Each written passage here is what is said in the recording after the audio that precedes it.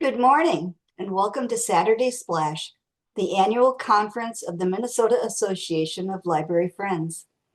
My name is Loretta Ellsworth, Programming Director for MALF and Board Member of the Heritage Library Friends. We're sitting comfortably at home this morning, but know that you are spending this time in community with fellow friends from the library from all across the state. Our registration list today includes viewers hailing from more than half of Minnesota's 87 counties and strong representation across all 12 of the state's regional library systems. We also have a surprising number of folks tuning in today from Wisconsin and Iowa. MALF is happy to have you as Minnesotans for the day. I'd also like to offer a quick shout out to the half dozen or so friends groups who we know are hosting watch parties, either at their library or in a member's home. It's very much in the spirit of this celebration of friends, and we love that you've made Saturday Splash your own in that way. Our schedule today consists of 3 parts.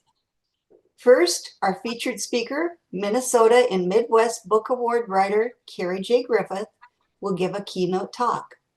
We'll leave time afterwards for Q&A with the author, facilitated by yours truly. Several of you submitted questions ahead of time, and we're sure to dip into those. However, each of you watching is also welcome to drop additional questions into the Zoom chat at any time they occur to you. I will serve as proxy or mouthpiece for the audience. We will then turn our attention to the Nordley Award for Best Project by Friends of the Library.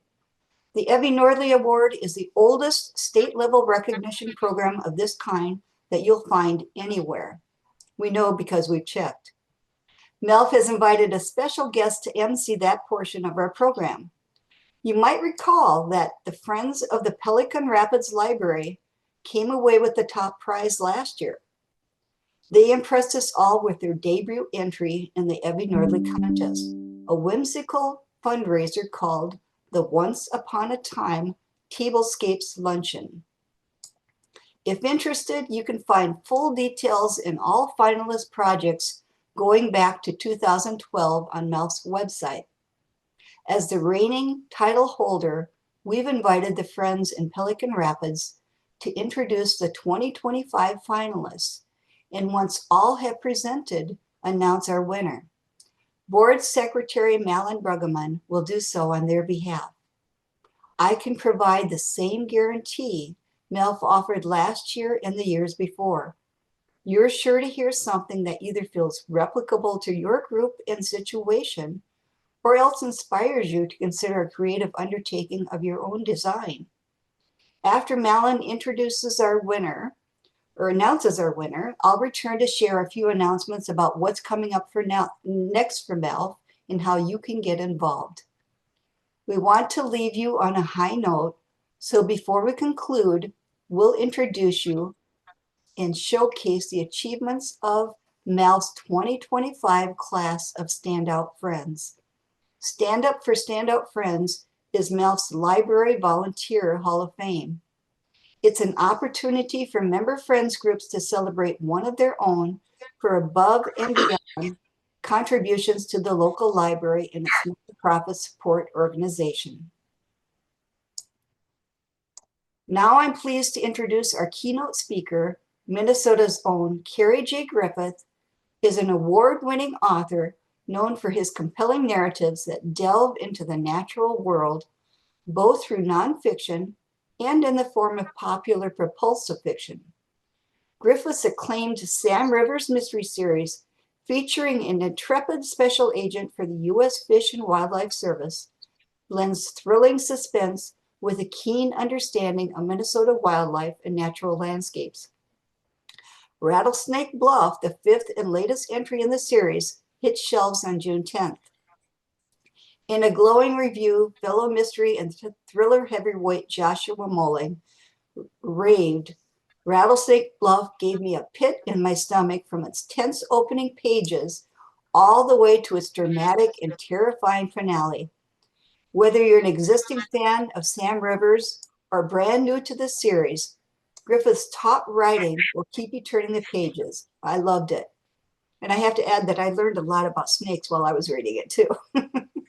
In addition to the ongoing Sam Rivers series, Griffith's books on natural phenomena illustrate keenly that truth really can be stranger than fiction. Standout publications spotlight cave systems in southeastern Minnesota, historic forest fires in the Boundary Waters, and bizarre meteorological events in the Arrowhead region. As an author, Griffith routinely presents at libraries across Minnesota in the upper Midwest. So he has a special vantage point on our favorite public institution and on the staff and volunteers who make them possible. Cary, thank you for joining us. Thank you, Loretta. Thanks for that introduction, and thanks to everyone on the call today. It really is an honor and a privilege to talk to you today because, I know that's a phrase I sometimes use when I talk to a lot of different libraries, but with you guys, it really is because but actually, before I get started, I wanted to digress for a second, mention this about Loretta Ellsworth, who gave me that nice introduction. She is also an award-winning writer, and just as a shout out to a fellow writer, when we sat down recently and had coffee and started talking about books and writing, and she told me about the several novels she's put out, I went back and Googled her on Goodreads, and wow, she has like thousands of great reviews on her first two novels. And as another shout out to her, she comes out with her next novel on June 15th, or I'm sorry, January 15th next year. And she's going to do a book signing at one of our newest, nicest bookstores, Niche Books in Lakeville, from 5 to 7 on January 15th. If you're in the neighborhood, stop by. I'm sure she'll appreciate that. And I look forward to reading her next book, which is called The Jilted Countess. It's a good title. Let me talk a little bit about, as Loretta mentioned, I write books about wild places in both nonfiction and fiction. I have a character, Sam Rivers, who's a special agent for the U.S. Fish and Wildlife.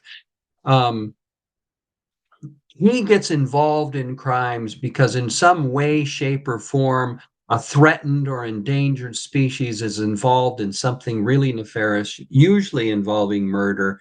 And that's how Sam Rivers has to get involved with that crime and ends up investigating. And I know your promotional information for this mentioned my latest book, Rattlesnake Bluff. You will learn something about snakes and Rattlesnake Bluff, but you'll also hopefully be entertained.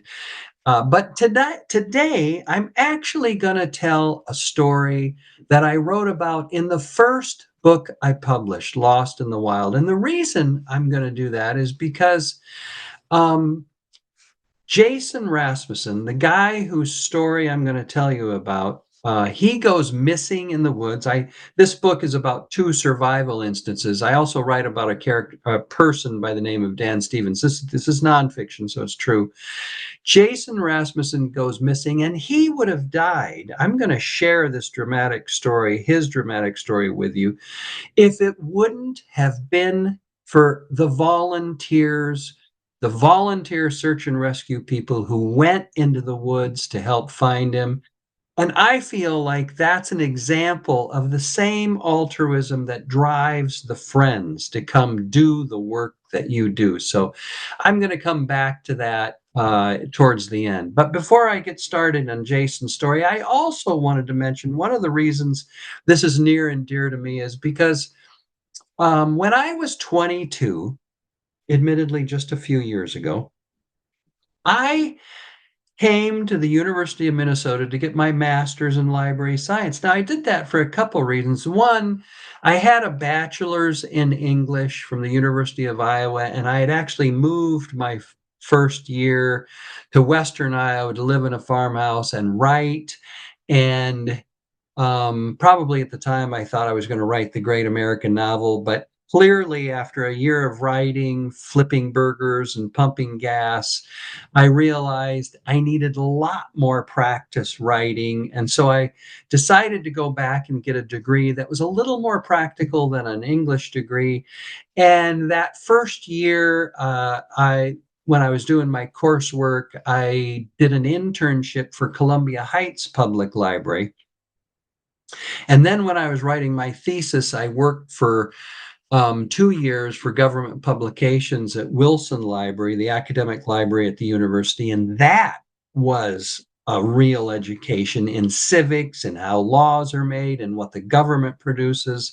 One of the big reasons I went to library school was to learn how to do my own research for the books I intended to write.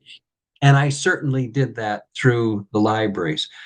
But you can see because of that, libraries have always been near and dear to my heart. And I especially love what you guys do as friends for the libraries and the communities where you live and the communities where your libraries continue to be indispensable. So thank you very much. We'll talk a little bit more about that after Jason's story. Now, who was Jason Rasmussen? He was a smart guy. He was a medical student, third year. He had his October 2001 open. Now, remember, 9/11 happened in 2001. Jason had scheduled to go on a backpacking trip to Nepal through REI. So he was all ready to go on this great trip. But after 9/11, international flights were canceled and Jason's trip to Nepal was canceled. So he was all ready to go, and he was looking around for some place to go, and he'd always been interested in the Boundary Waters, but he had never been up there. So he thought, well, this is my time to do it. So on Monday, October 22nd, he decided to head up, and he was only going to go up there for about 3 days. Um, Part of the problem with going on Monday, he was going to go up Monday, come back Wednesday. Part of the problem with that was he couldn't find anyone else to go along. So this was actually his first big mistake, going into wilderness with which he was unfamiliar alone, solo. Now, he went to REI to do some research and buy a few items for his backpacking trip. First thing he bought was one of these Kodak Instamatic cameras. Many of you probably remember these. They have about 23, 24 pictures in them. You take the pictures, you turn in the camera, and they get processed, and you get your pictures back. I actually put about 2 of these in the book Lost in the Wild. I don't do more because Minnesota Historical Society Press could only do them in black and white. They're in color, but their quality is not good. You remember what the quality of these was like. But the other reason I mention this is because Jason shared with me all the photos that he took on his journey as his journey went from bad to worse. And they sort of give you a pictorial, a photographic depiction of his journey as things go from bad to worse. I'm going to share those with you today. He also bought a book called Hiking Minnesota. In there, he found a description of the Powwow Trail. It looked great, looked like what he wanted to do. He bought, because he knew he was going into wilderness, he bought a little pamphlet called Wilderness Survival. He bought a very detailed Fisher map. And this was probably one of the most fortuitous things that he bought, because in the end, this whistle would actually be instrumental in saving his life. But he bought a whistle and he came home, and another really smart thing that Jason did was he sat down with his mom. This is a highly stylized map of the Powwow Trail that he found in the Hiking Minnesota book, and he thought this was perfect. And he sat down with his mom and he said, "Now, Mom, I am going to come up here to the Powwow parking lot in the lower right-hand part of the screen here. My first, I'm going to drive up there Monday morning, get there about mid-morning. This is the Boundary Waters border right here. I'm going to hike up into the juncture. And Mom, this is important. I'm going to hike the trail counterclockwise. So I'm going to come up here, I'm going to hike over here, and probably this is about 6 miles up the trail. Along with driving up, it's about a 5-hour drive to get up here from Bloomington, which is where he was living. He is planning, he thinks he'll spend that first night on Poe's Lake. And he tells his mom, now the next day is a full day hiking. I'm going to hike all the way around the trail. I'll probably end up here in around Superstition Lake. That'll be Tuesday. And then the next day is Wednesday. I'll probably hike all the way out on Wednesday. And this is important, Mom. I'm going to call you as soon as I get out. If you do not hear from me by Wednesday evening, call the sheriff's office. Now, if he had gone out to the Forest Service website and seen what a warning that they had on their website for the Powwow Trail, he would have seen that travel was only recommended on the trail up to Poe's Lake. Because now remember, this was after the blowdown of July 4th, 1999, 2 years after that. And much of this trail was impassable because of that blowdown. But he didn't go out there and look at it. But you can see the area he was beginning to walk into was kind of dicey. He comes up to that point A that you see on your map, and sure enough, he finds the trail and he starts heading up to point B. He finds that juncture and he goes up to point C. Now, when I interviewed people about this particular time, 2001, hiking on this trail, the Forest Service had a warning to only go up to Poe's Lake because it was very difficult to find that juncture at point C. The obvious trail looked like it was still going north, which is indeed what he kept going. He kept going north of C, and he came up, he thought he was around Poe's Lake, which is actually to the left of that C there. He thought he was going to Poe's Lake, and he thought he was on that part of the trail, but he couldn't find the Poe's Lake. So by 4 or 5 o'clock in the afternoon, he finds a nice place to pitch his tent. He pitches his tent. Next slide. Now, this is actually a search and rescue map that the subsequent volunteers put together when they were looking for him. And one of the things they wanted to do was point out that there was a north loop to the Powwow Trail. There was an east loop to the Powwow Trail. And the Hiking Minnesota book only showed the west loop. And Jason didn't really realize any of this. So he keeps hiking north of that C, and he hikes up and he actually turns when he wakes up in the morning and breaks camp.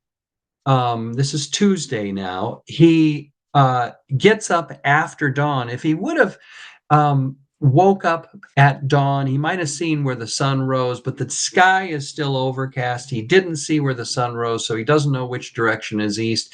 He keeps hiking up that obvious trail. He actually turns and starts hiking east, but he thinks he's still hiking on that west loop of the Powwow Trail. And as the trail continues, it narrows, it gets down to a little game trail, and all of a sudden, he sees no trail ahead and he can't see much of a trail behind. And he pulls out his camera and he takes this picture. Next slide. There's no trail ahead, none behind him. He can't believe what he's walking into. The woods are kind of damp and wet. He's wet. He's cold. He realizes this isn't what he planned on doing on his hike, and so he makes a decision. He pulls out his Fisher map, he pulls out his compass, he looks at where he is. Next slide. And he thinks he's up here by Poe's Lake, up there by those tents that you see. He thinks he's up on this part of the trail.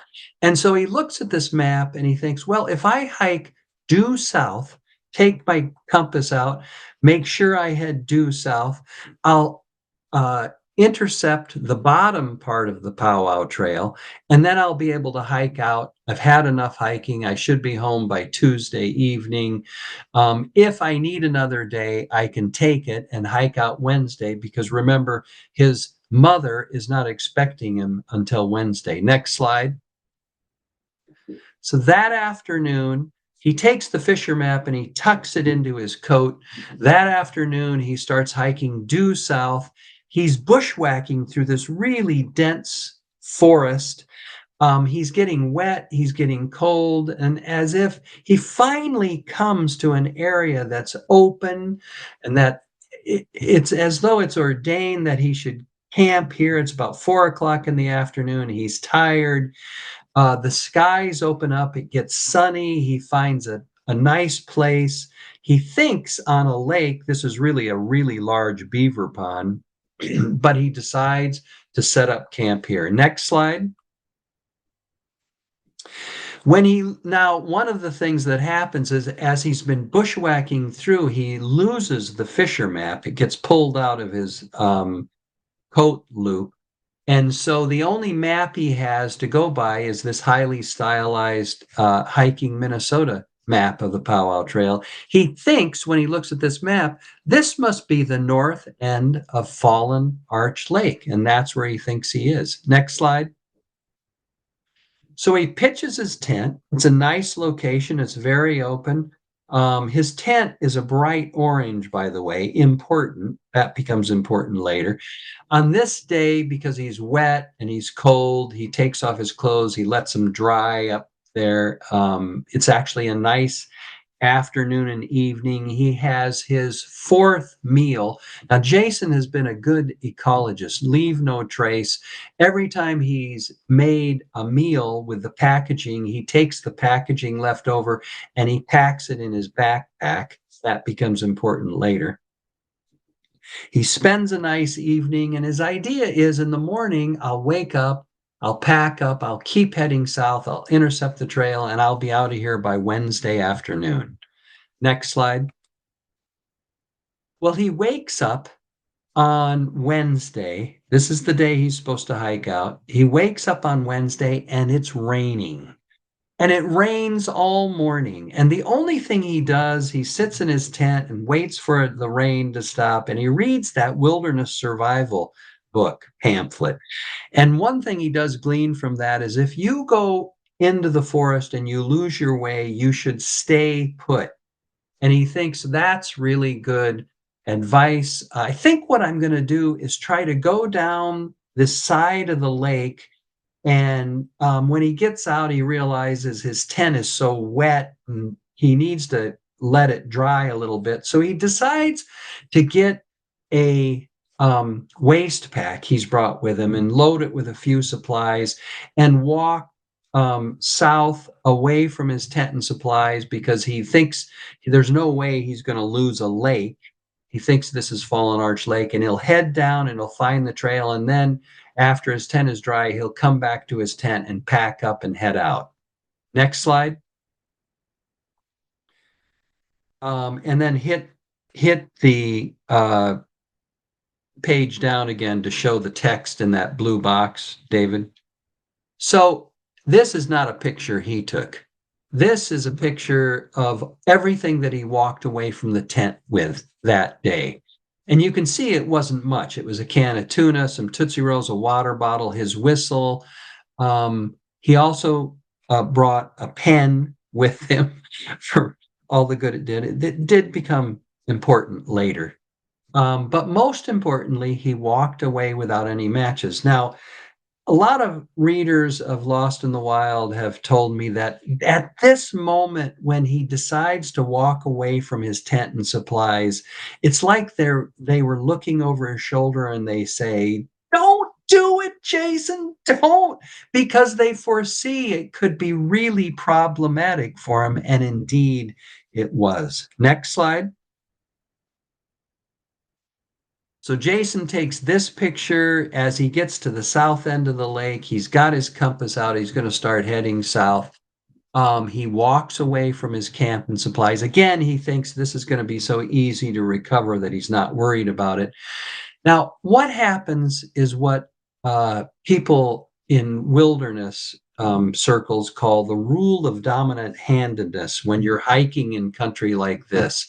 Remember, there was a blowdown there. So as he hikes south, even though he has his compass out, he has to jog left a little bit to go avoid some blowdown. He has to jog right. And what people will do, you and me and everybody else in the wilderness like this, is that as you walk, you will veer towards the side of the side that is dominant. So if you're left-handed, left dominant, you'll veer to the left. If you're right-handed, like Jason is, you'll veer to the right. And indeed, that's what happens. As he hikes south for about 2.5 hours to find that trail, the trail he is not going to find because he's way northeast of that location. He veers to the right about a quarter of a mile. He realizes he needs to go back and get to his tent and supplies, and he's just going to spend the night there. He knows this is Wednesday. When he doesn't show up, his mom is going to call the authorities and send out the search party for him. And so he'll just stay with his tent. So he starts heading north. He's better about watching his compass. He heads due north, and after another 2 hours, he actually walks past his tent and supplies, which are about a quarter mile to the east of him. He keeps walking, and it's about an hour until dark. He hasn't recovered his supplies. He's starting to get panicked, obviously, and he comes to a bog, and he can't walk around left because the bog keeps going, and he can't go to the right to the east. The bog extends beyond that. The only thing he can really do is try and walk across it. He does. He ends up falling in and getting wet up to his waist. Now, when I interviewed Jason, bad weather is starting to come in. The temperature is starting to fall. This was one of the most harrowing, difficult moments of his entire ordeal. He collapsed on the bank. He made it across the bog. He collapsed on the bank, and he realized if he doesn't find some shelter soon, he could freeze to death out here. Next slide. He starts looking around for some place to shelter in the evening. He comes to this tree and he thinks, I can make a lean-to possibly there. He realizes the tree is kind of rotted out in the center, and he starts digging out the center. And over the next hour, he has a pocket knife. He digs out enough of the center of that tree to make a hollowed out space, and he pulls in branches to serve as insulation, and that's where he spends the night. And sure enough, bad weather comes in. This is one of the instances of really bad luck. Next slide. This is what happens, and hit the down key again, David. A snowstorm comes through in the middle of the night. Hit the down key again, David. And it drops a swath about a mile wide of 6 to 12 inches of snow on that area. Now, remember, this is Thursday morning, so he didn't show up Wednesday evening. Sure enough, his mom called the deputy, the sheriff's office. A deputy was dispatched to the powwow trail. They found Jason's car, but they also found this snowstorm. So the deputy says, I'm sure he's hunkered down. I'm sure he's going to walk out tomorrow. We'll look for him then. Now, the problem with this snowfall is that his tent was also in the middle of that snowfall. And that big orange tent that was going to be like an orange blaze for any search and rescue flight going over is covered with snow as well. So it just looks like nothing more than a field of white. Next slide.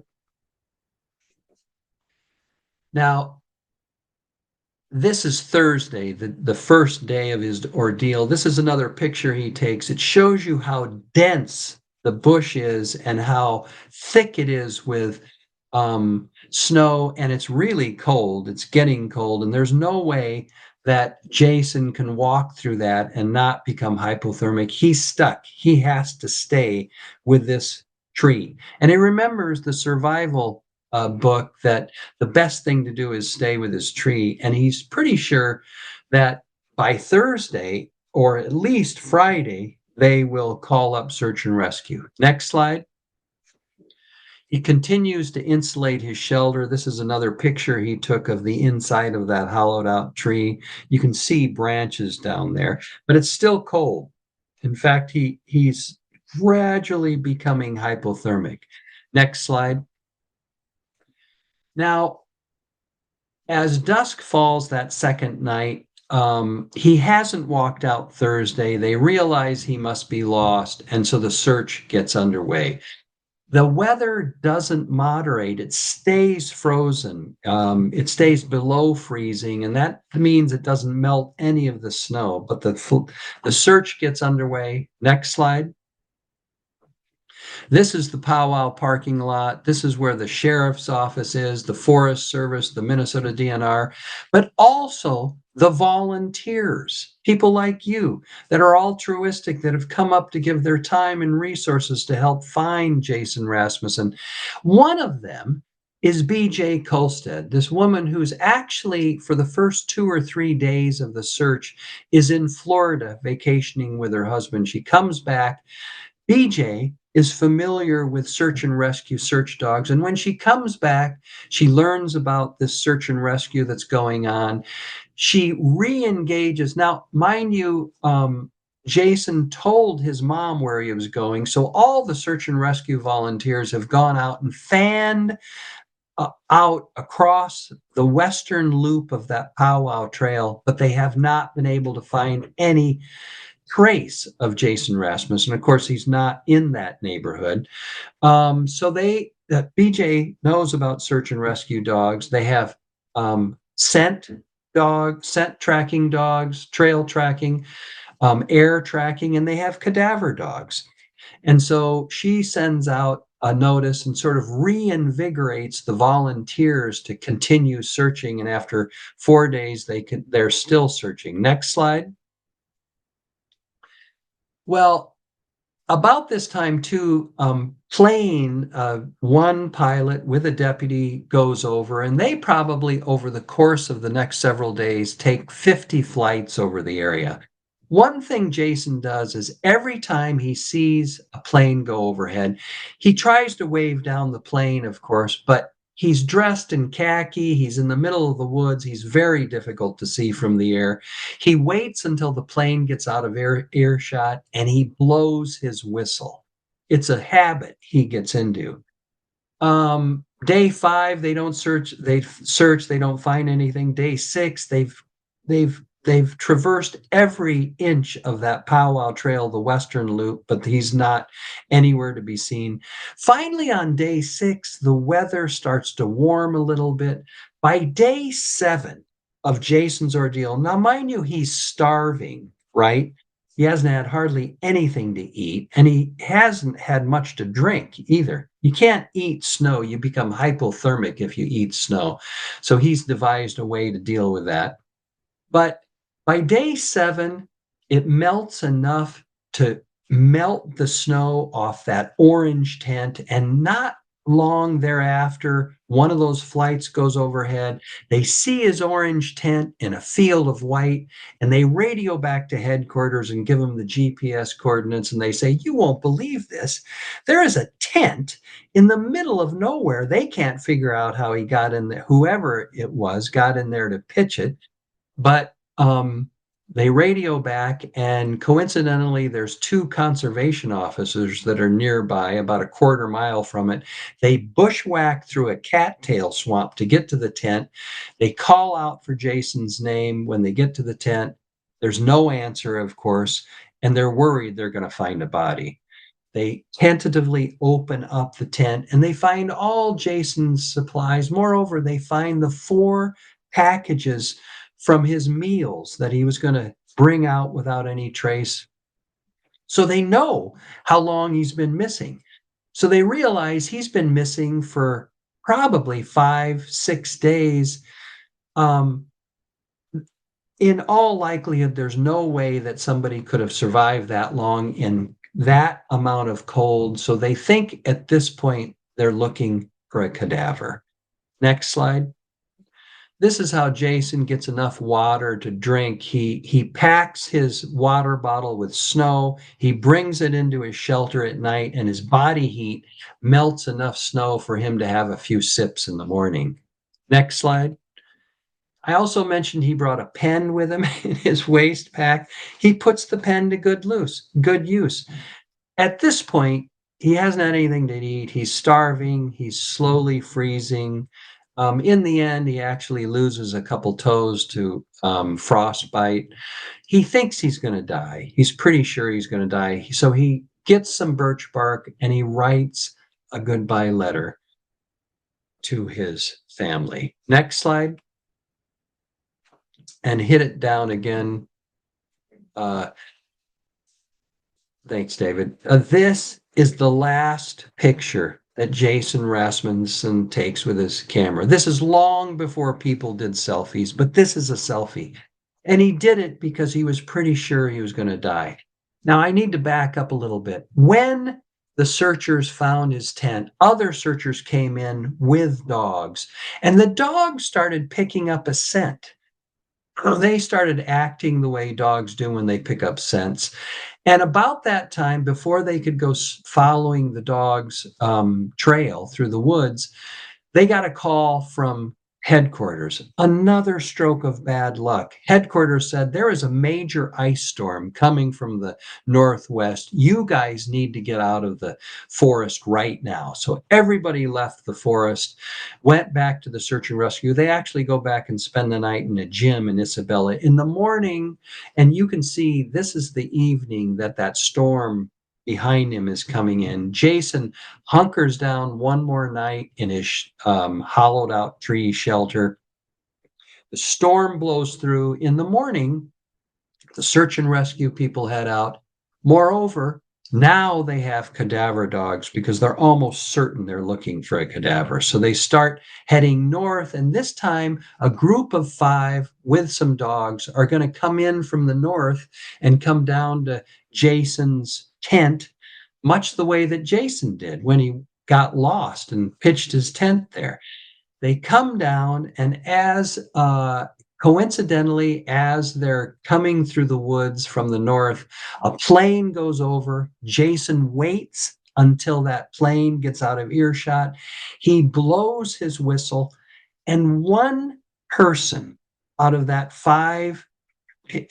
group of 5 search and rescue volunteers hears his whistle. Next slide. Oh, yeah. And they brought cadaver dogs. Next slide, it should show the search and rescue people. These are 4 of the 5 people, volunteers that went into the woods with the dogs, cadaver dogs. One of them walks down through the woods.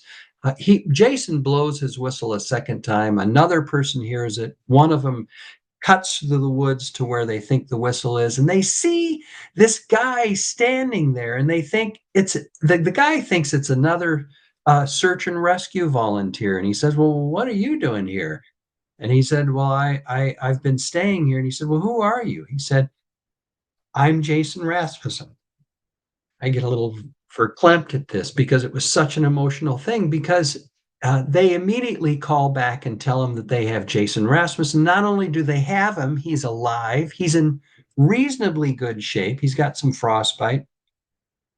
They call his parents, who are on their way, and his parents and his sister are on their way to the search and rescue powwow parking lot, the headquarters, and everybody is elated that he's been found.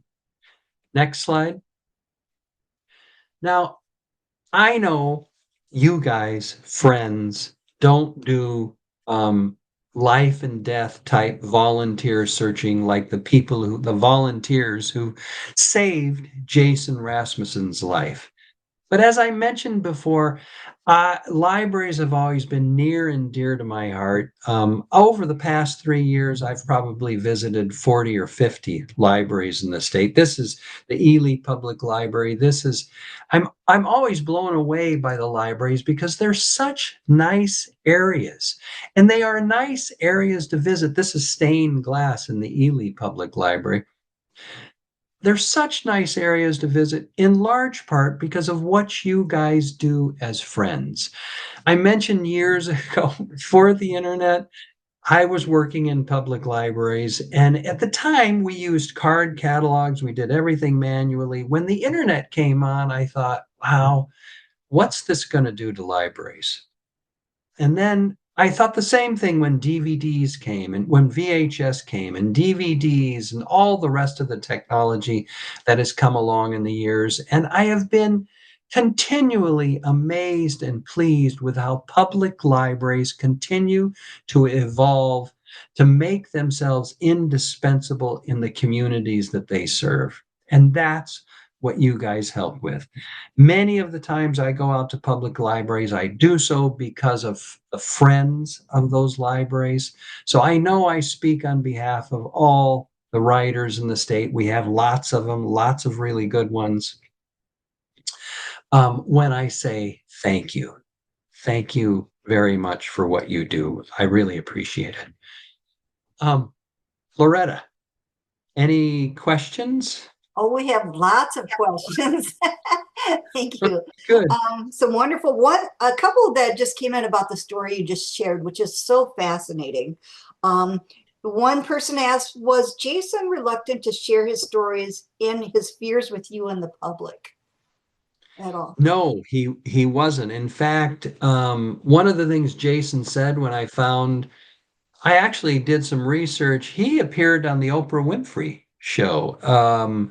He one of the things he said to me was, I want to share my story as a cautionary tale so it doesn't happen to anyone else. We know it's happened to other people since 2001, but he wanted to help educate the public on how this could go so badly wrong from somebody who was a really smart guy.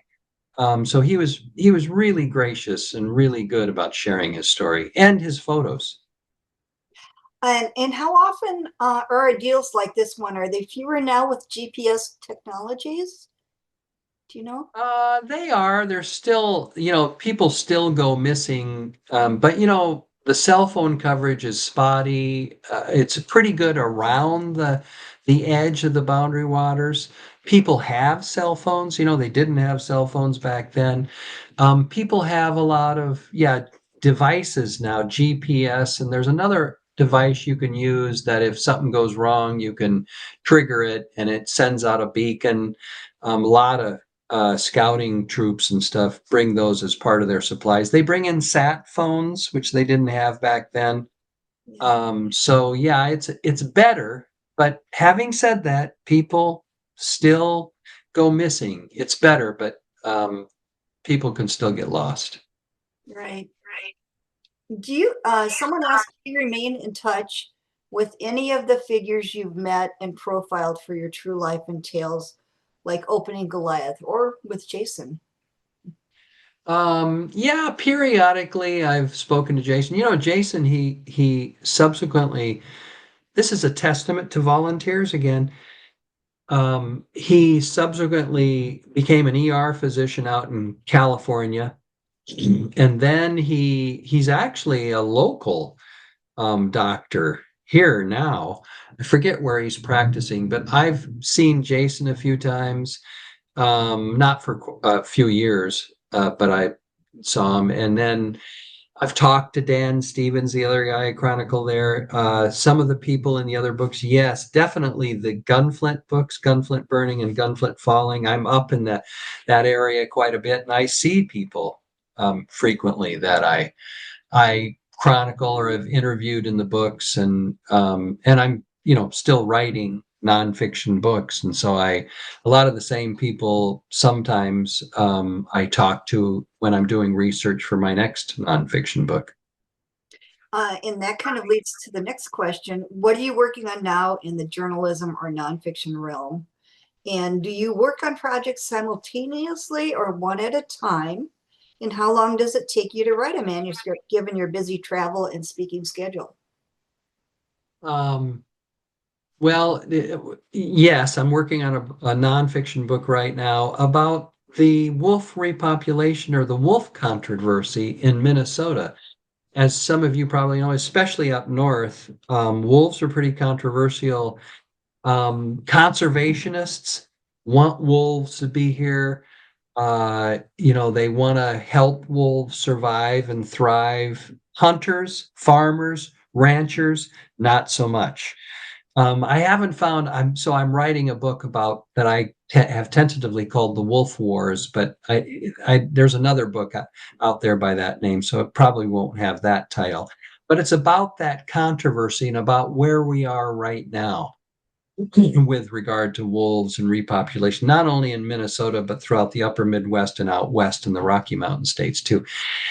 Books, nonfiction books take longer to write because of all the research and the people you've got to talk to, and you have to transcribe what they say. But the truth is, the actual writing, once all the research is done, only takes about 6 to 12 months, much like a fiction book. The difference, of course, is that amount of research you need to do.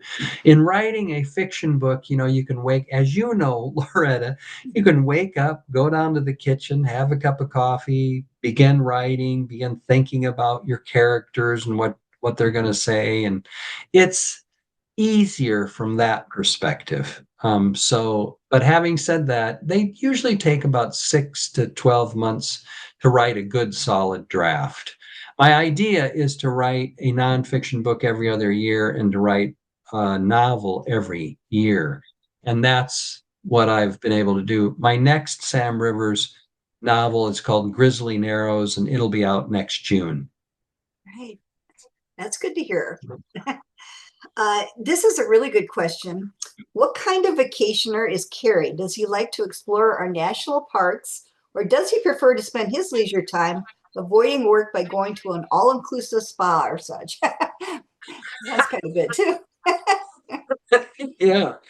Well, I'll tell you, in all candor, full disclosure, I don't go, even though I write a lot about the Boundary Waters, it's been a while since I've gone into the Boundary Waters for an overnight. I have done that several times over the years for multi-day trips, but not recently, probably not in the last decade.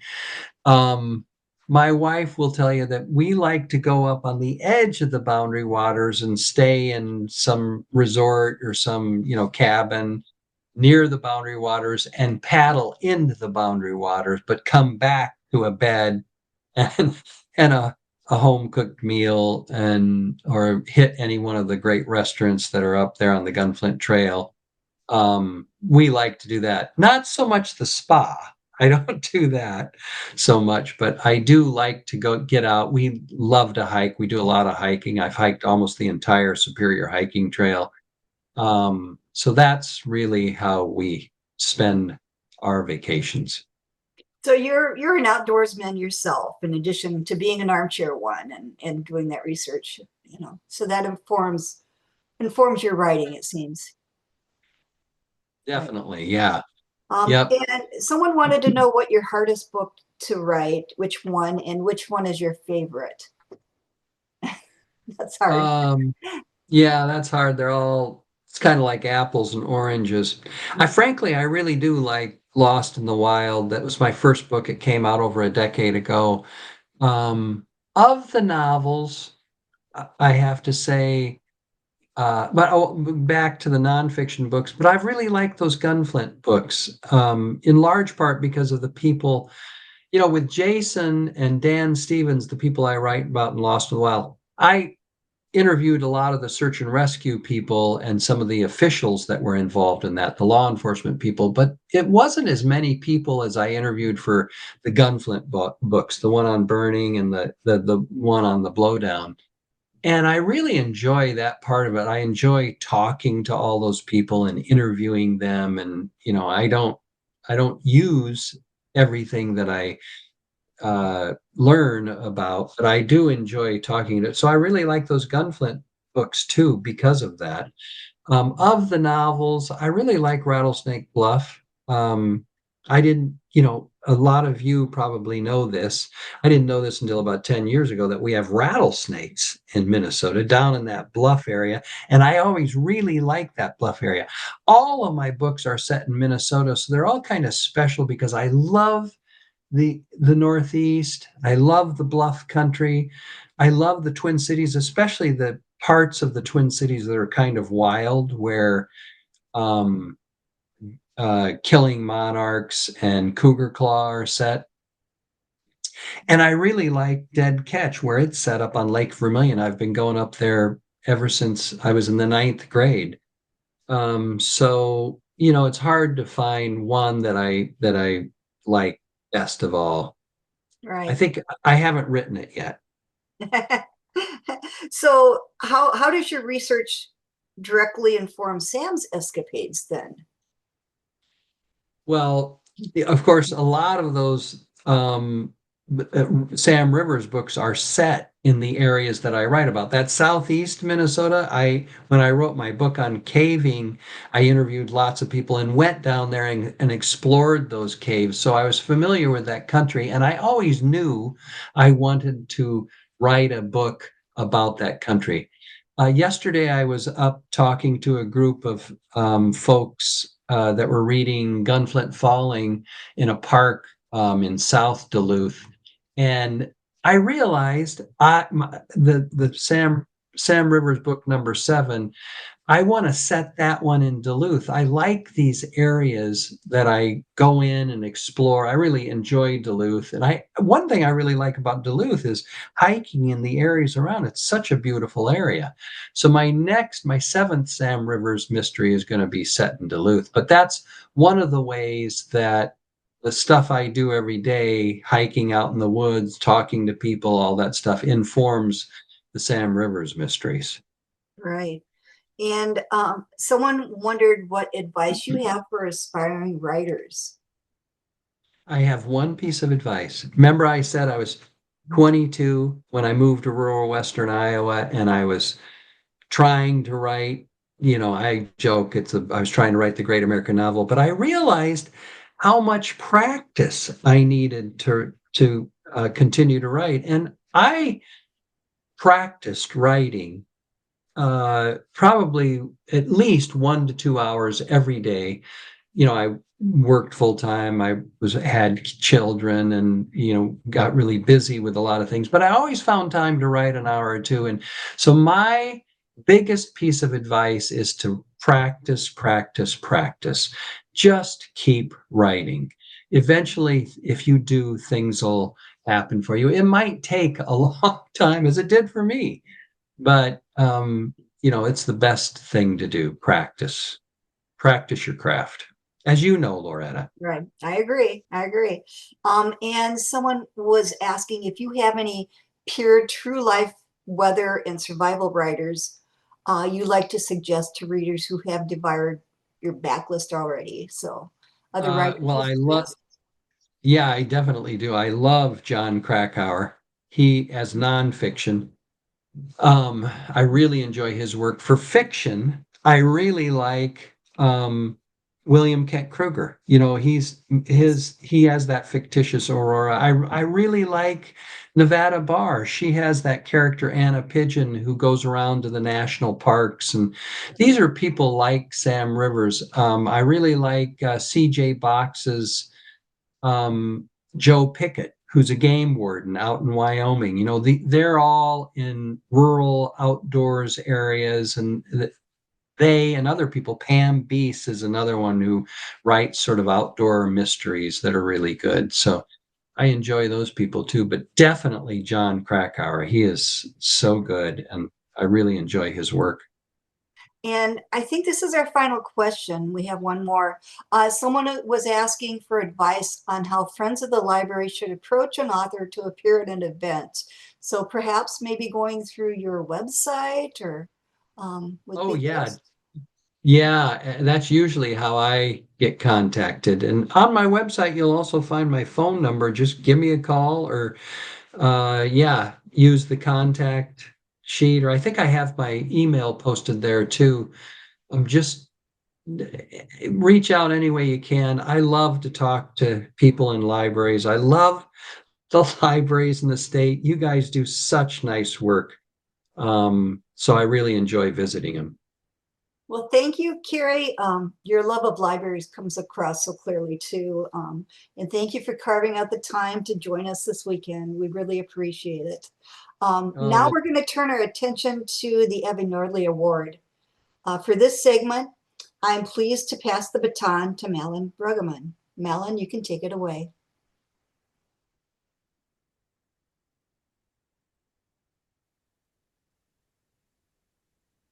Good morning. My name is Malin Bruggeman, and I serve as the current secretary of the Friends of the Pelican Rapids Library.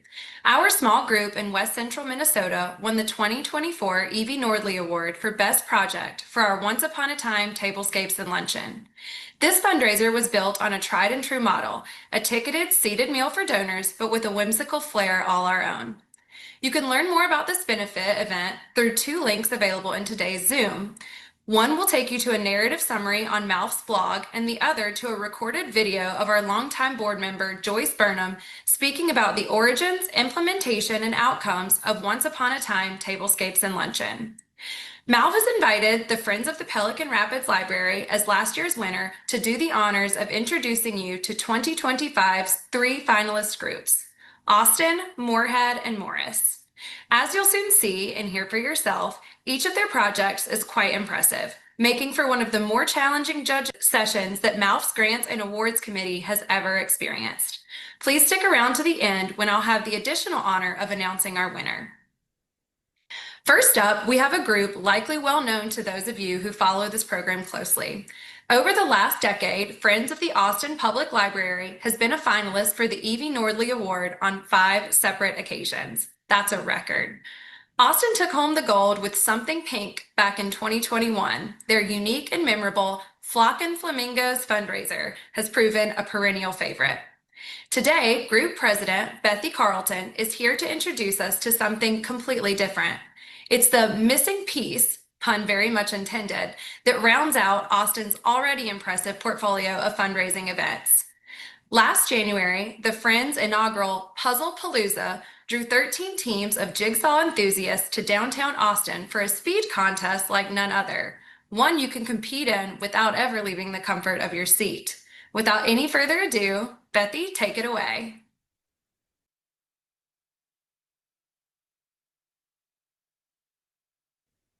So hi everybody, my name is Elizabeth Carlton and I am with the Awesome Minnesota Friends of the Library, and we are presenting today our Puzzle Palooza fundraiser.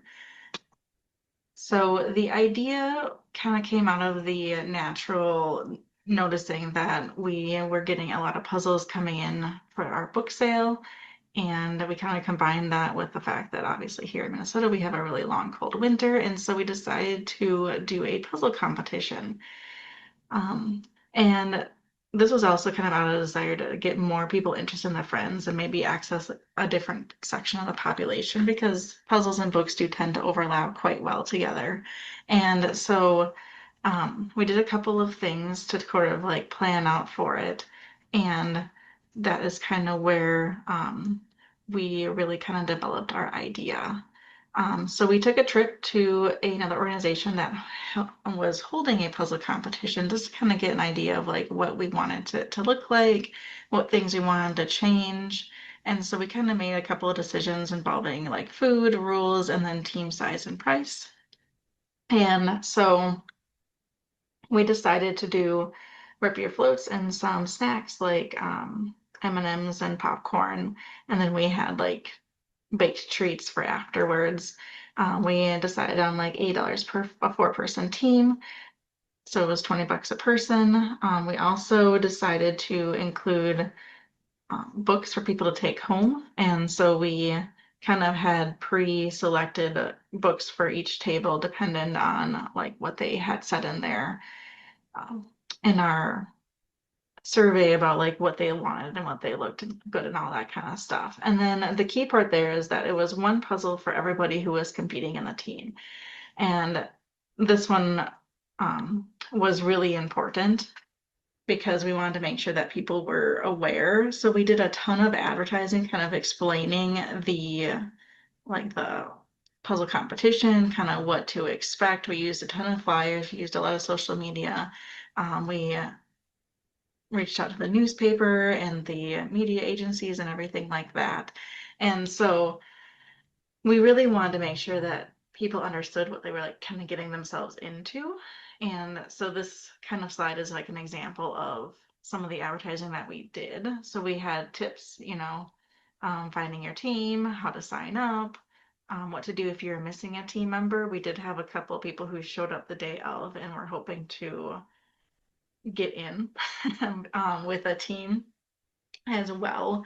And so that worked out really well, is just kind of making sure that everyone had enough for each person, how we registered payment, really kind of talking about like, what's your strategy? And then of course, bringing puzzles to trade. We did that after the competition was over. And then the day out went really, really well. We had 13 teams sign up, and we almost maxed out the space at the library that we had available to us. This is a picture of our biggest meeting room that we have available in our library, and we had space for like maybe one more team, but really 13 was kind of the max that we could all comfortably sit people in. And so you can kind of see on the tables that everyone had the puzzle out, and then everyone had like a basket of like goodies and the books and stuff like that. It was really, really cool because everybody was super excited. Like everyone was ready to go. They were, the energy was really unmistakable. It really permeated the whole library. We had a lot of our librarians kind of pop in and just be like, guys, what's going on in here? This is amazing. So everybody was super ready for a good time. And um, and we were surprised because our first place winners won in 36 minutes. And then second and third kind of came fairly quickly afterwards. This is the picture of the puzzle that we had. It was just kind of like a cool little bookish cats puzzle that everyone really liked and appreciated. We did kind of lean towards one that we thought might be a little bit easier with the kind of like the grid design, just because we wanted to make sure that it wasn't like a really long drawn out puzzle competition. We weren't entirely certain how fast people were going to go, so we went a little bit on the easy side when we just made a decision about what puzzle we wanted to do. And it was really nice because everybody stuck around and waited until everybody completed the puzzle. Our longest one was like an hour and a half or so. And so we kind of got a good guess about like how long a 500-piece puzzle realistically takes people. And we had a lot of lessons that we learned from this one, and some really great impacts. So we increased our engagement in our Facebook page quite significantly. People were really excited about this fundraiser. We had more exposure to the Friends of the Library, and I consider this one to be kind of like a high value fundraiser. And by that, I mean, it was a one-day activity. It didn't take super long to complete it, and there wasn't like massive amounts of prep work in the beginning part of it. So that's kind of like where we ended up being with this, is like it was a really nice one-day fundraiser, because the book sales and some of the other fundraisers that my organization has done in the past has taken a lot of time. So this was kind of like a nice one to be like, we get it set up, people sign up, it's a one-day thing, and then we're kind of done. And then we also had some lessons that we kind of took away from this, is like ice cream is definitely best after the puzzle's completed. We did determine that we had enough space for a morning and an afternoon session. So we did that this calendar year in 2025, so that we were able to, increase our overall intake in. And we also decided that we needed to put the puzzle in a bag prior to the start time, because there were people that arrived early specifically to strategize. And I was just like, I don't think that's quite fair. So we decided to, hide the puzzle away. And that's what they do at the very professional puzzle competitions. And we also determined that the puzzle can be slightly more complex. Overall, we got for our first round of this puzzle competition, we got in $1,060, which is pretty good for the first time. And it's actually pretty good for like a couple of hours. And when we repeated this again in this January in 2025, we increased it to around $1,700. overall, we only spent money on the puzzles themselves. We got the food and the space obviously donated from the library. The food we were able to get an outside donation specifically for that, and that was really nice. One other thing that we did try in January 2025 is we actually reached out to a puzzle competition and they were able to provide us a discount because we were a nonprofit. So if anybody wants to do this in their area, I would highly suggest reaching out to a specific puzzle company and see if they are willing to reduce the cost of the puzzle because of the 501c3 status. And that's kind of our organization's plan. So thank you very much for taking our time today. Thank you so much, Bethy. Next up is a first-time Evie Nordley finalist, albeit one with an impressive track record in both fundraising and programming, the Friends of the Moorhead Public Library. Moorhead will soon be home to Minnesota's newest library. While still under construction, this 48,000 square foot architectural gem is already a prominent, permanent fixture in the downtown district. In April, courtesy of the Friends, supporters had the unique opportunity to support this generational project by getting something prominent and permanent of their own, a library-inspired tattoo. But that was just one chapter in this multifaceted fundraiser dubbed Bookmarked, a Celebration of the Arts. Pam Gibb is here from the Friends to bring us up to speed.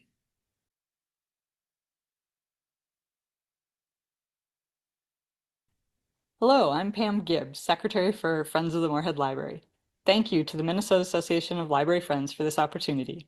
The Friends of the Moorhead Library are thrilled to be a first-time finalist for the Evie Nordley Award, and we're pleased to share with everyone our collaborative outreach project called Bookmark, a Celebration of the Arts. First, some background. In November 2022, the Moorhead voters approved a sales tax to fund a new regional library and community center. That regional library and community center will be the new home for Moorhead Public Library and the Lake Agassiz Regional Library administrative offices, of which Moorhead is one of the branch libraries. The Friends were part of that campaign effort for the new library, and now additional funds are needed to complete that project, and the Friends are being part of some of that fundraising effort as well. And so we're planning and looking at more fundraising events this year than we have traditionally.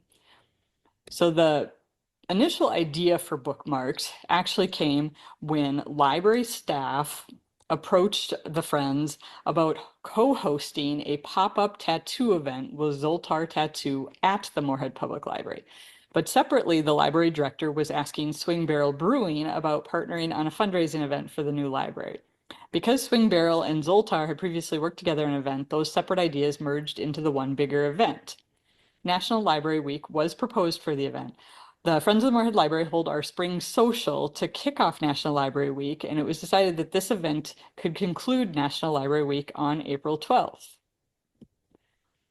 So our goals for the event were to raise money for the construction and furnishing of our new library and community center, reach people who might not be typical library users but would be willing to support the project, increase awareness for the Friends of the Moorhead Library, and gain new members for the Friends. So for our planning purposes, the Friends started by planning that we would hold a mini book sale at the event. We would provide free hot cocoa, and then we set up donation boxes and signs that would have QR codes for donating online. The Moorhead Library was going to offer people an opportunity to get new library cards, book recommendations, or even borrow a small selection from their collection. And this is the poster that was designed for the event so that it shows all the collaborators that were part of the event. As a way to broaden the appeal for the event, it was decided to bring in food options. So we added local restaurant Soul Avenue Kitchen was going to bring lunch options. Duck Duck Goose Food Truck was going to come for the dinner hours. And then Swing Barrel, as part of the planning, would launch a new beer in honor of libraries and National Library Week, Card Cataloger, a Vienna lager. And that is a picture of the Card Cataloger can there. So then local performers were added to provide live music in the evening, and Zoltar Tattoo created 30 book-related tattoo designs for the pop-up event. They also created artwork for the label for the card cataloger cans. So overall, our partners in the event were Friends of the Moorhead Library, Moorhead Public Library, Swing Barrel Brewing Company, Zoltar Tattoo, Soul Avenue Kitchen, Duck Duck Goose Food Truck, and then the local performers Pat Leonards and Maddie J. So to publicize this event, we wanted to get the word out about Bookmarked. And so for the friends, we used our channels. So we focused on things like our email. We used our email list. We used our social media. We spent $9.97 to boost this Facebook event post for 4 days, and that accounted for 48 event responses, reached more than 1,200 accounts, and had 2,343 views. But overall, the Facebook event had 570 event responses, which shows that it's very high for us and showed the reach that the Facebook event got for us. We also shared the information on our website and had it in our spring 2025 newsletter. Besides the publicity that the friends did, we also had publicity from the library helped us by sharing posters and quarter sheets advertising the event at the library. So they had those throughout the library space where people could pick up quarter sheets letting them know about the event coming up. We used library channels. They included the event on their website calendar, and then a news release went out to local media about the event. And so this is an example. So the FM Extra, our weekly newspaper, included the information about our spring social on April 6th at the beginning of National Library Week, and then this fundraiser collaboration at Swing Barrel that was happening on April 12th at the end of National Library Week. Additionally, we had coverage when the Swing Barrel co-owner and library director appeared on the North Dakota Today morning show on KVLY to talk about the fundraiser for the new library. And a Friends volunteer publicized our event on Radio Free Fargo 95.9. And then both Zoltar and Swing Barrel promoted the event heavily on social media and with posters. We also had day of coverage of the event on a different television station. KVRR came out and interviewed the co-owner of Swing Barrel, and again, the library director, who could speak to the event and to this fundraiser in support of our new library. So the event itself, bookmarked at Swing Barrel, we were in the space adjacent to the brewery. This is the room next door, and we were on one end with the Friends mini book sale, and we had set up our book sale. We had probably a dozen Friends volunteers over the course of the days with setup, hauling the boxes of books over from the library, setting up, staffing the event for the 10 hours on Saturday, April 12th, and then helping clean up and return items to the library on Sunday. We had our mini book sale. We sold t-shirts and bags, and then we had the donation boxes like the one at our sales table there. We had our membership cards available at the sales table, as well as advertising for our book sale that was coming up in 2 weeks. And then on the other side of the space was Zoltar Tattoo's pop-up tattoo event. Then in the middle, there were tables for people to sit at and sample the card catalog or beer. And the library's table was adjacent to our mini book sale, and they had people stopping to look at the selection of books from their collection that you could check out. They had library card signups happening. People were learning about the new library. The cocoa station was to the right of the library, up against the wall, to the right of the library table there. And so then we had the free cocoa that the Friends were sponsoring as part of that. In the brewery itself, the small stage space was used. That's where Soul Avenue Kitchen had lunch options available for lunch to purchase. And in the evening, that's where the music was. And then outside was the Duck Duck Goose food truck. And so the Friends spent $660.22 to fund the event. So that included the tattoo license for Zoltar to do the tattoos outside of their shop, the $400 for Zoltar to design the card cataloger label, $50 for the cocoa supplies, and then of course the money to boost that Facebook event on the Friends Facebook page. Swing Barrel Brewing covered the rental of the room connected to their space. They donated their time to create the new beer for the beer launch. Zoltar donated the time to create the 30 tattoo designs. They provided staffing for that entire 10-hour event, and they donated 40% of their proceeds to the new library, to the Friends for the new library. The library and other partners also promoted the event at no cost to the friends. So overall, we raised almost $5,000, more than $4,000 after our expenses. The money raised included those individual donations made using those donation boxes, the donations from Zoltar Tattoo and Duck Duck Goose Food Truck, proceeds from our mini book sale, and then sales of friends' shirts and bags at the event. And the event was busy the entire 10 hours. We had no idea going into this type of event exactly what to expect, so we just weren't certain. There was a long line of people lined up to schedule tattoo slots right when the event started at noon. After they secured their slots, most of those people came over and shopped our mini book sale. We ended up connecting with the current and the past president for the Friends of the Fargo Library across the river. They both came to shop our mini book sale. In fact, the book sale was going so well initially that we sent Friends volunteers back to the library twice during the event to bring additional boxes of books over to the brewery because we had sold so much. The social media posts that Zoltar and some of the tattoo artists shared after the event showed the success of the event. They were very positive about the partnership and how many people had come out in support of the new library.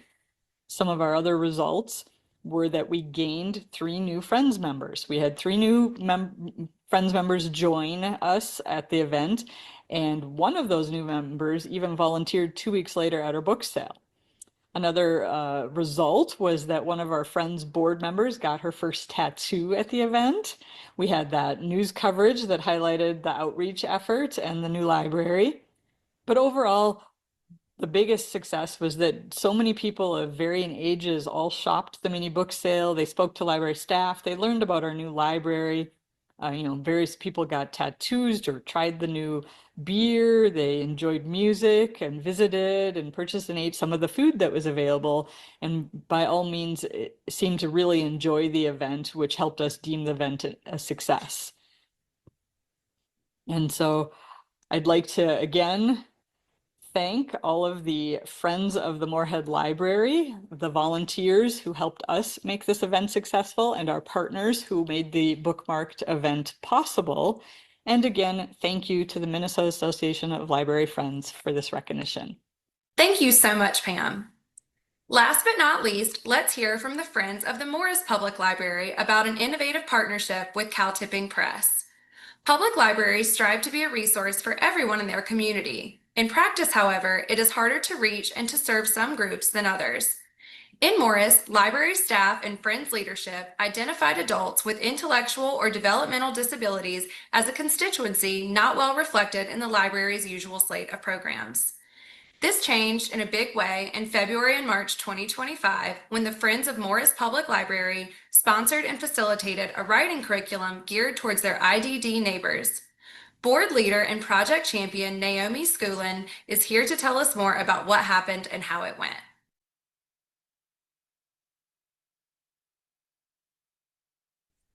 Hello, my name is Naomi Schoolin. I am the president of the Friends of the Morris Public Library in Morris, Minnesota, and I'm here today talking about our Cow Tipping Press writing classes and book publishing event, which took place in February and March of this year, so 2025.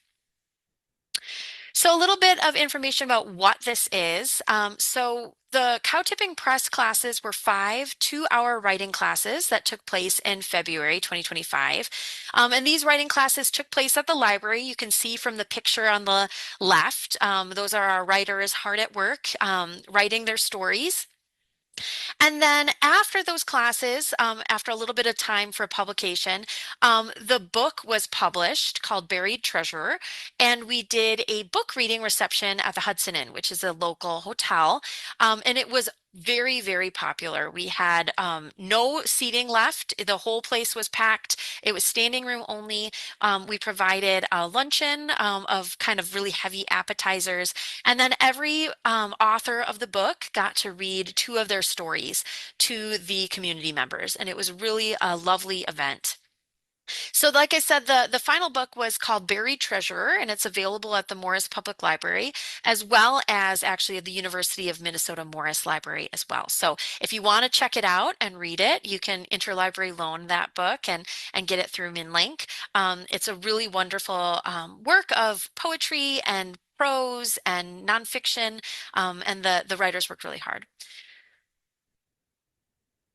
So who were our writers? The writers for this were adults with developmental or intellectual disabilities. So these were folks who self-selected to participate. We partnered with our local DAC, Developmental Achievement Center, for the signups. So they were the ones who kind of put it out there to folks in their community who might be interested, and they kind of coordinated the signups for that. And then they also were wonderful in coordinated transportation. So they had a bus that brought all of the folks from wherever they were to the public library so that they could participate every Friday. And then they brought the group of folks to the book reading event so that they could all be there to read their pieces. So we were really grateful for the partnership with the DAC. We also partnered with Cow Tipping Press, which is the publisher of this book. And they actually did a lot of the program planning. So they put together kind of how the writing sessions were organized. So every writing session was organized around a different topic. So one would be about fiction. One would be about nonfiction, one would be about drama, one was about poetry. So they kind of organized like how the classes were set up. And then they also did all of the book publishing. So they did all of the process of getting everything edited so that it looked like a published book, and doing all that process to get it from the individual writings of our authors to that published book format. We also had a student teacher from the university here in Morris. That student teacher, her name was Leanna, did a wonderful job leading each session. She would pick different pieces of types of writing from those days. So she would pick a poem that she thought was interesting, and then she would have discussion questions, and then she would give prompts to the students for what they should write about. And so she led that whole process. She helped students when they were having some struggles figuring out what to say or how to write what they wanted to write. And so she led that whole class. And then she also was the one who introduced each of the writers during the book reading event. And then members of our friends also helped with this. Every class we had writing assistants for folks who had things that they wanted to say, but maybe didn't have the ability to write it down themselves. So in the bottom right here, you'll see Adrienne, one of our friends members, working with Kelly, one of our writers, writing what he was saying, making sure that it was what he wanted for his personal writing, but doing that handwriting portion so that he could just focus on the words that he wanted to say. So every class we had friends working as writing assistants, and it was really a wonderful, wonderful process. And then the picture on the left here is all of our authors at the book reading event with their copies of the book. So they each got multiple copies, one for themselves and one to give away to friends. So why did we do this programming? It's really important to us to expand our programming that we as a friends group do to an underserved community group. In the past, we have never really done any particular programming or events focused on adults with intellectual developmental disabilities. And they're a wonderful group of library patrons. A lot of these folks come into the library a lot and use the services at the library a lot, but we've never really done, as a friends group, any particular outreach to this particular population. So we thought it would be a really good thing to do, to work on programming that was directly for them. It also helps to increase the diversity of materials offered at our public library.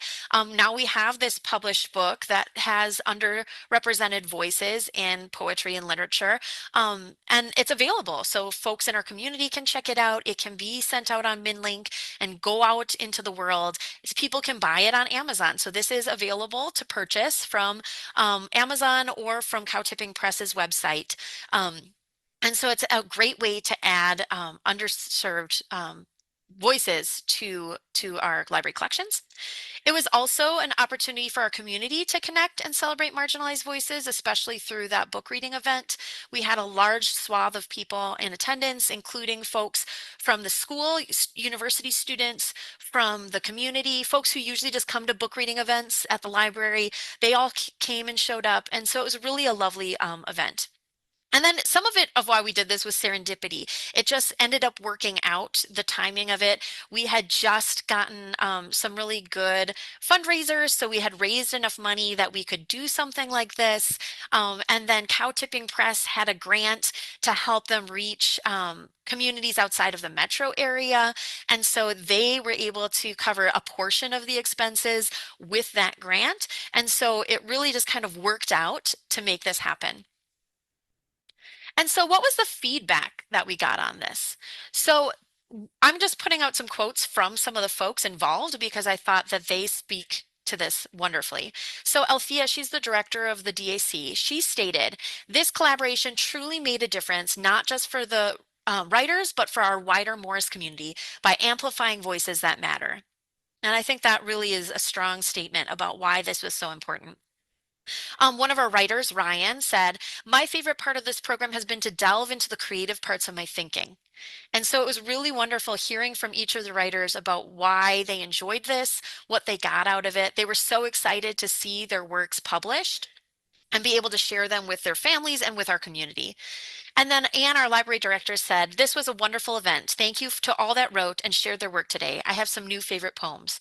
And so it was really just an absolutely amazing experience. And because of that, actually, we are hoping to do it again this year because we actually had folks on a waiting list. There were so many folks who wanted to sign up, but we could only have so many people because of the constraints of the program and the room and all sorts of stuff. And so we're hoping to run this again because we had so many people who wanted to participate, who were interested in participating, but we didn't have the space. So hopefully this is something we can continue to do and really meet the needs of some of the members of our community. And that is all I have to say about this program. Thanks again to Bethy, Pam, and Naomi for sharing their stories. Now the moment of truth.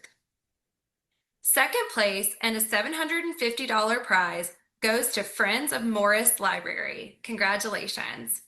MALF's Awards Committee found so much impressive about your project, starting with the partnerships, not just with Cow Tipping Press, but also the Stevens County Developmental Achievement Center and UMN Morris.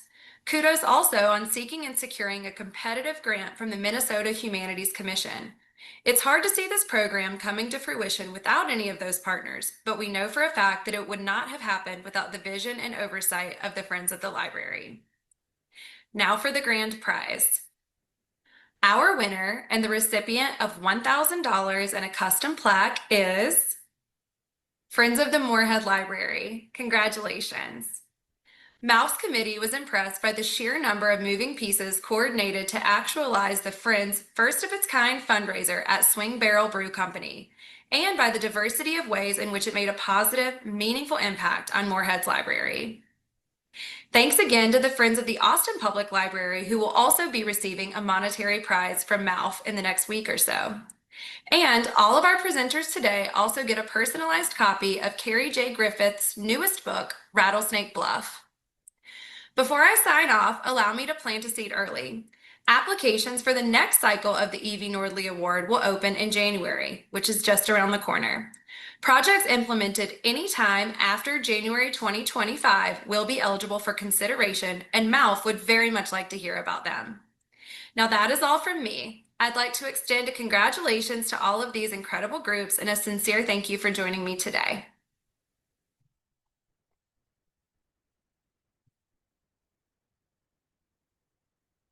Congratulations again to the Friends of the Moorhead Public Library. Thanks again, Malin, on behalf of the Friends of the Pelican Rapids Library for emceeing that segment of MALF. You did a wonderful job. In addition to their prize money and physical award, each of our speakers today will receive a signed and personalized copy of Rattlesnake Bluff by Cary J. Griffith as an additional token of thanks from MALF for taking part this year. Before we shift our attention to Standout Friends, I have a few updates to share on behalf of my colleagues on the board of directors. Our first is a late-breaking announcement concerning MALF's first final webinar of 2025. You who are joining us live are officially the first to hear that Warm Reads for Cold Nights is returning for its fourth chapter on Wednesday, November 12th. Warm Reads for Cold Nights is a fan favorite program which MALF first piloted back in 2022, and that's returned each year to coincide with the holiday shopping season. It consists of two parts. First, sales representatives from two Minnesota-based publishers will join us to share highlights from their impressive fall and winter release schedules. We share this spotlight with different publishers each winter. This time, Grey Wolf Press and Minnesota Historical Society Press will take center stage. And that's not all. Warm Reads also includes a part 2 where MALF invites a variety of Minnesota authors to pop in and offer their own reading and gift-giving recommendations, and to share a few words about their own newest release as well. We always have at least a dozen writers take part in this way. We hope you will join us on November 12th. Details for this free virtual celebration of books will be emailed as part of an email going out later this weekend to Saturday Splash registrants. Also, please be on the lookout for a survey request so you can tell us what you thought of Saturday Splash and what you might like to see from future MALF programming. As I said before, but it's worth repeating, there's a clear and strong link between what we hear from our membership and what shows up as webinar and workshop topics. In answer to a question that some of you are already probably asking, yes, our follow-up email will also include video links to all this morning's segments. Please share widely within your library networks. In years past, we've seen our participant counts triple and occasionally even quadruple through replays, and we hope to see that streak continue in 2025. Before we roll our last highlight reel for Standout Friends and conclude today's program, I'd like to end my remarks by offering a quick word about MALF membership. If today's Saturday Splash is your first time engaging with the Minnesota Association of Library Friends and you're interested in joining our fold, know that we'd love to have you. Our annual rate is just $20 a year for individuals and $35 a year for friends of library groups of all size. Membership is a prerequisite to participate in programs like the Nordley Award and Stand Up for Standout Friends. Other perks are laid out on our website. Our tech manager, David, will drop links in the Zoom chat where you can learn more. And if you're already a member, thank you for helping MALF make MALF what it is. Note that our membership year is equal to the calendar year. Renewal notices for calendar/membership year 2026 will go out next month. Thanks again for joining us this morning for Saturday Splash, and more importantly, for the consistent commitment to libraries you display as friends of the library. In that spirit, let's hear about our latest cohort of Standout Friends from close colleagues who know their strengths and contributions best.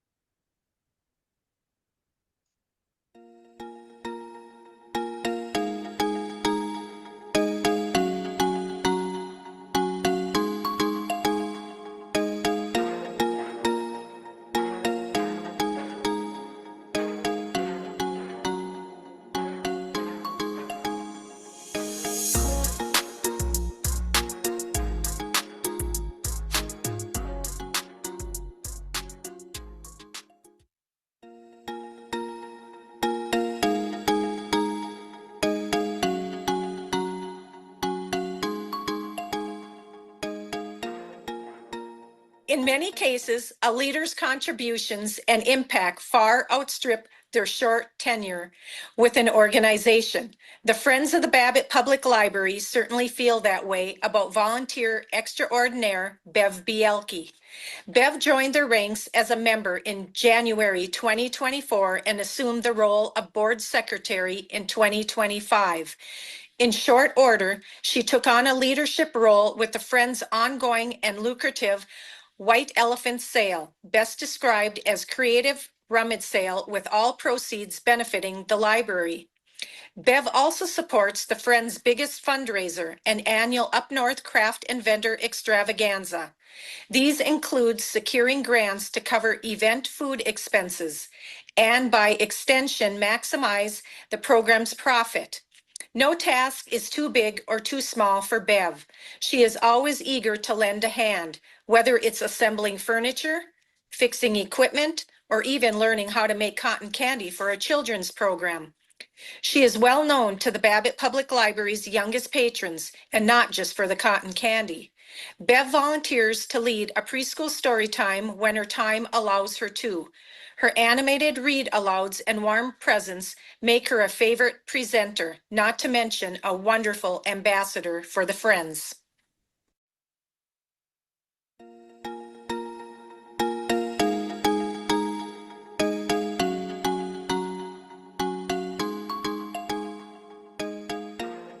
In Minnesota's library community, few will ever rival Sheila DeChantel's talent for launching groundbreaking Friends programs that are successful, sustainable, and scalable. Over her long tenure with the Friends, including a full decade as president, Sheila has stewarded the group's marquee summer fundraiser, Wine and Words, a gala unlike any other in the Brainerd Lakes area, and a magnet for book lovers who come from as far away as the Twin Cities to hear a powerhouse roster of authors. Other highlights from Sheila's portfolio include the aptly named Books, Burgers, and Brews Book Club, a popular monthly happening. For younger readers, Sheila helmed the Friends' efforts to bring an annual Battle of the Books to area school children. Each year, 200 plus students participate in this fun summer reading challenge, which is anchored by free books for participants, author visits, and a grand trivial battle each September. Never one to rest on her laurels, Sheila is already hard at work co-chairing the Friends' newest program, Words by the Water, best described as a lakeside literary salon with some of Minnesota's best writers. Sheila credits her track record to transferable skills learned through a long career as an event specialist and catering director, but her colleagues at the Friends of the Brainerd Public Library know that there's more to the equation. Sheila DeChantel is simply one of a kind.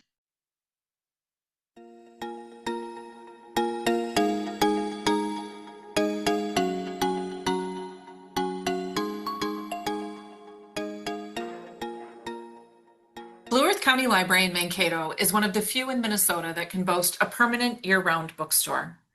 Keeping the Pages Past bookstore staffed and stocked requires the coordinated efforts of no fewer than 60 volunteers. For many years, each has looked to Colleen Campbell for inspiration and instruction.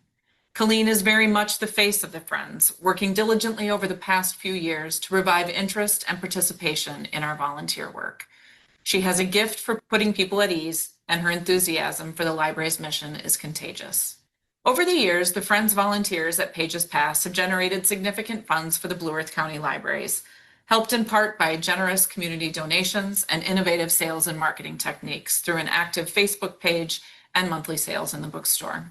If her contributions to the Friends began and ended with her role as manager of Pages Past, Colleen would already be a standout friend worth celebrating.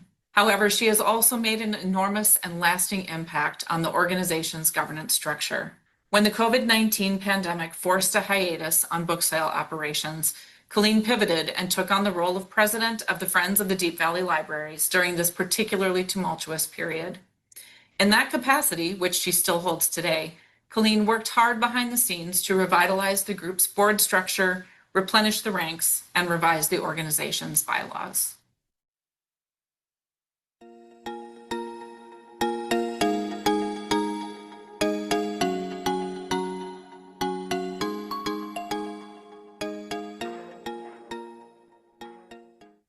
Over many years of dedicating countless hours, Mary Ann Burnett has been an indispensable part of the Friends of the Delano Library Group, providing stability and a solid foundation of enthusiasm and energy.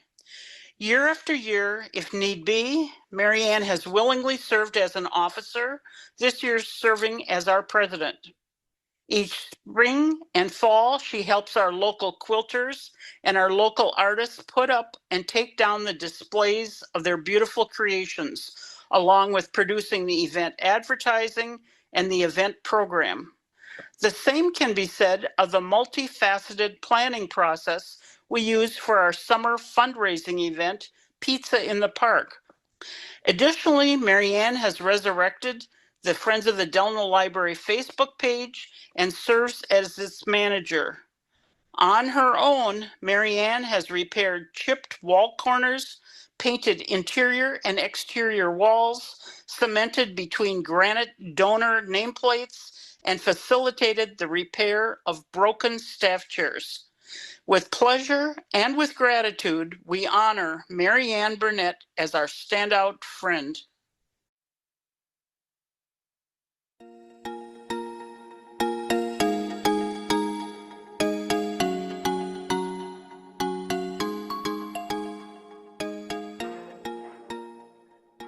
Jason and Melanie Denham are unusual among members of Douglas County Friends and Foundation, and it's safe to say unusual among Friends members generally. The couple live in Fargo, North Dakota. That's more than 100 miles from Alexandria, location of the Douglas County Library and Jason's hometown. They do far more than sending their annual dues. During the pivotal but hectic prep period, husband and wife can always be found in the trenches hauling boxes and arranging books. They also contribute refreshments for their fellow volunteers. Each year, Jason's salary for hours committed to the sale is matched by his employer and donated to the Friends. When back home in Fargo, the couple's passion for books and libraries is matched by a love for the commitment to animals in need. The Denhams foster cats, specializing in rescues who require some type of medical assistance. Many summers, they will drive home from Alexandria after a long book sale shift to tend to their rescues and back the next morning for more.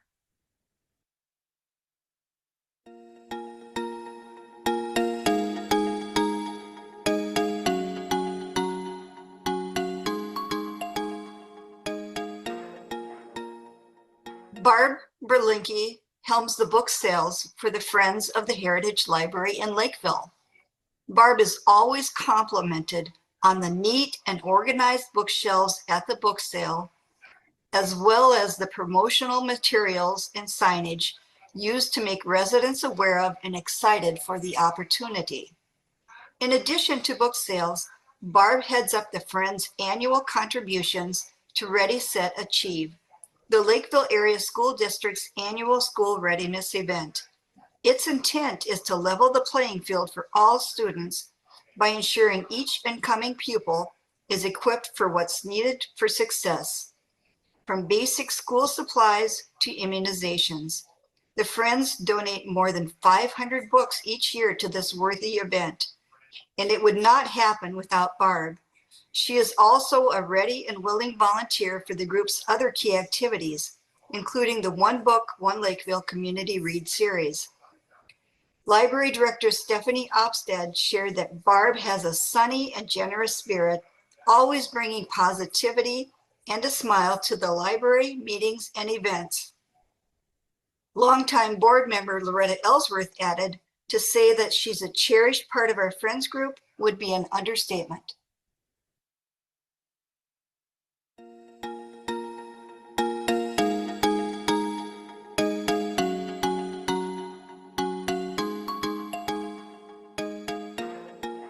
Jackie Gordon is often called the founding mother of the Friends of the Monticello Library, and for just cause.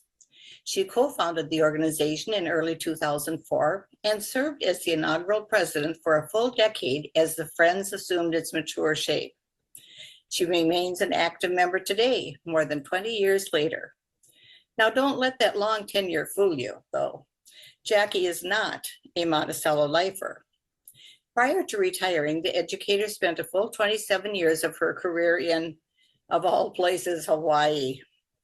In 2006, Jackie spearheaded a Friends partnership with the Monticello Arts Council to fundraise a bench sculpture to grace the front of the library building.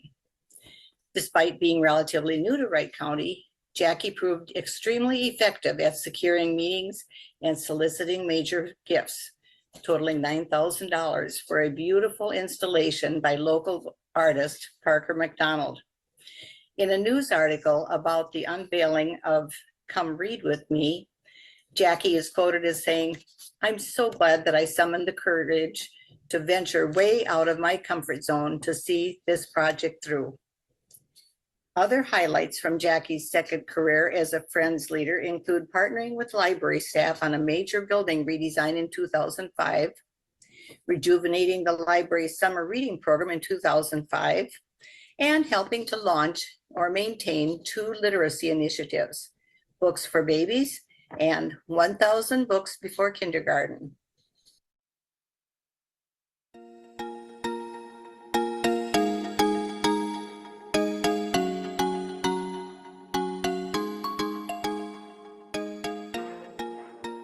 Close readers of William Kent Kruger's novels may remember the character Lynn Belja from Northwest Angle, published in 2011.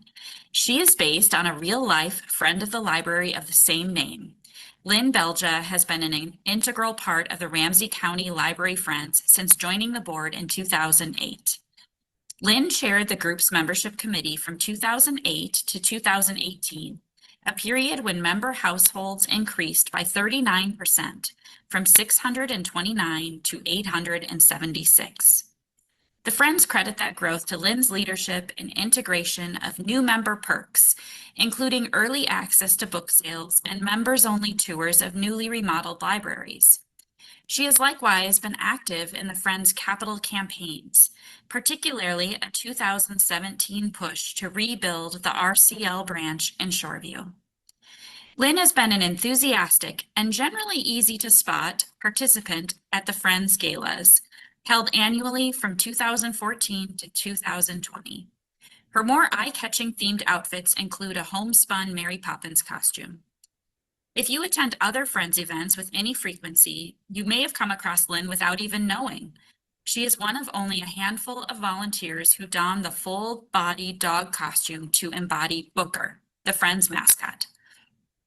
Booker is not actually allowed to talk about the Friends mission, but Lynn does so every chance she gets. Her favorite quote is from Harry Potter: "When in doubt, go to the library."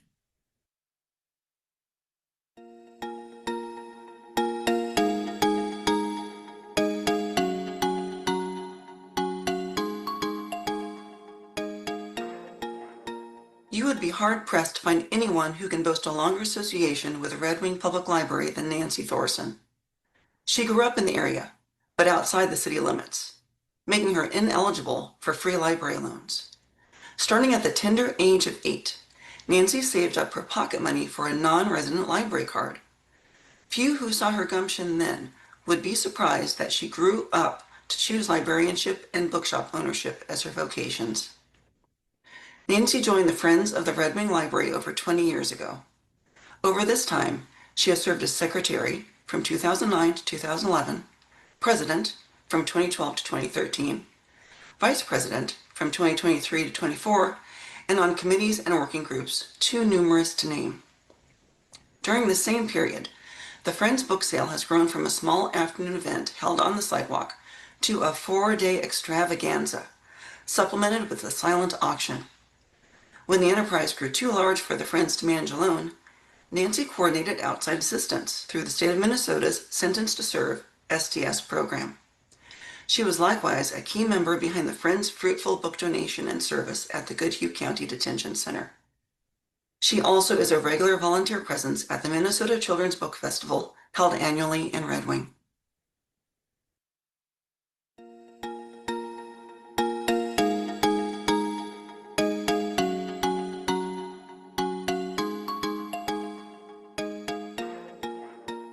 In 1997, a friend of Elizabeth Rittman's invited her to join the Friends of the Rochester Public Library. It wasn't a difficult sell. Even so, no one she met that day in 1997 could have guessed that Elizabeth would become a guiding force within the Friends for the next 3 decades. Colleagues elected Elizabeth to the board of directors for the first time in 2005. She has since served a total of 16 years to date, including stints as vice president and president. Across her long tenure with the Friends, Elizabeth has participated in almost every major book sale. She has staffed tables for our group at off-site community events, including the Summer Mardi Gras held in Mayo Park. In addition, Elizabeth was responsible for orchestrating various special events at Rochester's historic Plummer House, including Poets at the Plummer House and Book Talk with Friends, a program name that was conceptualized long before the hashtag Book Talk became popular on the TikTok video platform. Last but not least, Elizabeth has made herself a liaison for and an asset to Rochester Public Library, representing the Friends as part of a strategic planning process in 2012 to 13, and more recently on the engagement team for the library's latest long-range planning exercise.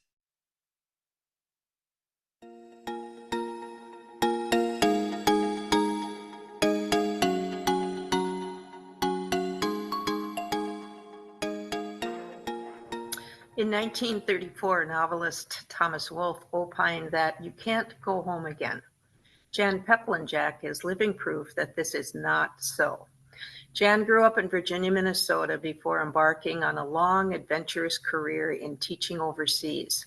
After retiring, the globe-trekking, world-wise Iron Ranger knew exactly where she wanted to settle down, her hometown, where the family's roots run deep. Several area businesses even still carry the name Peplinjack. After considering her options, Jan took on several library commitments as her principal way to give back to the community she loves. She applied for and received an appointment to the Virginia Library Commission through 2026. Earlier this year, she was tapped by the region's Arrowhead Library System to sit on its board of directors as well. Unsurprisingly, Jan is also active in the governance and day-to-day running of the Friends of the Virginia Library. Past President Carol Gunderson says that all parties benefit from this state of play. Jan has really opened up lines of communication for us. Jan has proven herself a major asset in other ways as well. When the Virginia Public Library's longtime treasurer rotated out in 2021, she gamely stepped up to fill that void. Most recently, after the library hired a new youth program coordinator this past spring, Jan collaborated with her and area businesses on an ambitious community-wide scavenger hunt.